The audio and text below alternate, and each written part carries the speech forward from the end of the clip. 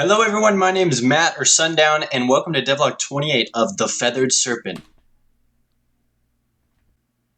I really just recorded this whole devlog using the wrong microphone. Oh my.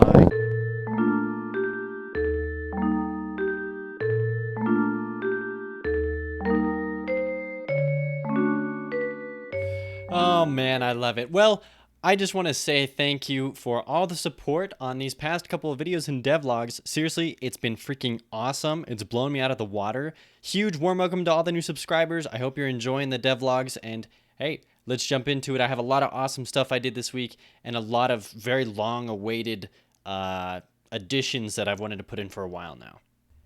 All right, so I want to start things off by taking a look at the new updated backgrounds that I put into the three main areas. This is the forest area. It has 6 different layers of parallax, and I just think it ties the whole thing together so well, and I'm so pumped. I also ended up changing the colors to make them a little darker on the trees and on the bushes there in the background. Next up, we have the updated background in the jungle area, which is arguably one of my favorites, and it's kind of hard to pick between the three, but this one I just love because I love the freaking grass on the bottom, and then the multiple layers of trees as you kind of go through it. I just think is so sick. It just really gives off the vibe that like, yo, I'm in the freaking jungle. So that one turned out really well.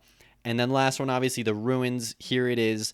Also 6 layers of parallax, you know, with the clouds up in there, the different kind of broken chunks of stone on the bottom. And if you look in the background, they kind of look like those idols that the player uses, kind of like a little like throwback to like, hey, these are like, it's like an ancient lost civilization. Now, also, I made it so that the player can bounce off of enemies and hazards. You saw I was bouncing off of the spikes there, and there's a little bit of knockback when I slash at an enemy. Now, this just makes the sword gameplay so much better. Like, it makes it feel amazing. So that is definitely a super welcome change, and it's just fun to play around with. You've also probably noticed that coins will be flying out of these enemies, which was a really fun thing I put in. It honestly makes killing things so much better. Each little gold coin gives you 1, and now the gold bars will give you 5, but it just is so satisfying watching enemies die like that. And I also changed the script for the blue pterosaur. It now will flap faster when it's rearing up to shoot at you, and it kind of changes its direction, and then it will fire at you. Just a slight change. I still might play around with it, but I'm liking it a lot better, especially how it backs up a little bit.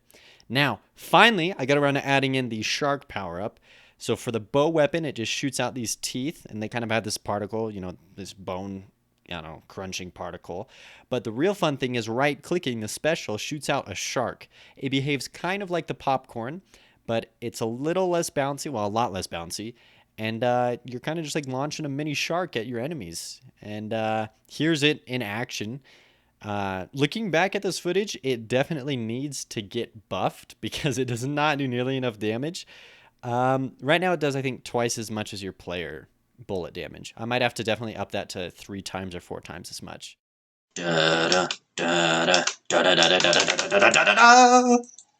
All right, now we're going to be taking a look at the sword in the shark power-up put together. So my character is just holding basically just a shark, a mini shark. The third slash is going to be a shark jawbone that shoots out, and it flies out a little ways before disappearing, and it does twice as much damage. So it's really fun to play with because it lets you kind of hit things off from a distance. And I also really like the idea of this jaw just like going out and, you know, dealing massive amounts of damage. Here's kind of what it looks like, you know, in action here, being able to launch it at enemies there. Now, I'm definitely going to want to do some tweaking, maybe make it shoot out faster because it seems a little slow right now. Another thing that I changed was making all of the sword attacks accurately reflect when you pick up the poison. So you see here with the shark power-up, the jaw's all green and it poisons enemies.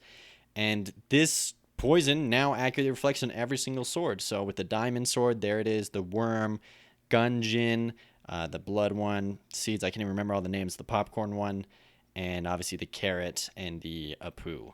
So that's all of the poison implemented in, as well as I added in these little moving tiles that match the background. I've had so many recording issues with this devlog that I am too tired to redo the outro, so forgive me for the poor audio quality. Alright everyone, that's going to do it for this devlog. Once again, not a whole lot to show off, but the stuff that I have showed off I'm really proud of.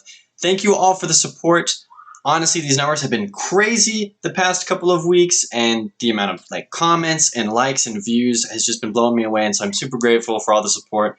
Thank you. If you're new here, welcome to the channel. I'm super happy to have you here. I hope that you enjoy the devlogs, and I'm planning on trying to do other content as well, and we'll see if I get around to it, okay? Also, thank you to the community that supports me on Patreon, especially Librado Hernandez. Special shout out to him, and I'm super grateful for everyone who has supported me over this past half year of developing this game, which is crazy. So huge thank you to that, and just thanks guys. I hope you enjoyed this video.